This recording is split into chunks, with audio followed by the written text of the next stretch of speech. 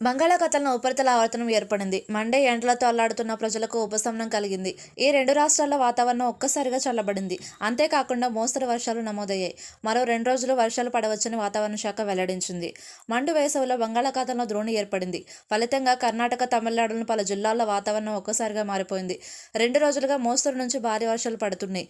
బెంగళూరు నగరంలో కూడా తేలికపాటి వర్షాలు నమోదయ్యాయి. ముఖ్యంగా కర్ణాటక కోస్తా తీర ప్రాంతాల్లో వర్షాలు ఎక్కువగా పడ్డాయి. ముడికేరి, చామరాజనగర, దక్షిణ కన్నడ, ఉడిపి, హసన్ జిల్లాల్లో భారీ వర్షపాతం నమోదైంది. భారీ వర్షాల కారణంగా పశ్చిమ కనుమలు మళ్లీ పచ్చదనాన్ని పొందాయి. మంగళూరు, మల్కి, మూడబద్రి, పుత్తూరు, బట్వాల, విట్లై, సుళ్ళై, సూరత్, కల్ పట్టణాల్లో లోతట్టు ప్రాంతాలు జలమయమయ్యాయి. అటు పొరుగు రాష్ట్రం తమిళనాడులో కూడా భారీ వర్షాలు నమోదయ్యాయి. దక్షిణ ప్రాంతంలో పలు జిల్లాల్లో ఇదే పరిస్థితి కనిపించింది. తిరువనెల్వేలి, తేన్కాసి, తుత్తుకుడి, విరుధునగర్, రామనాథపురం, పుత్కోడ్ని, శివకాగ, తంజూరు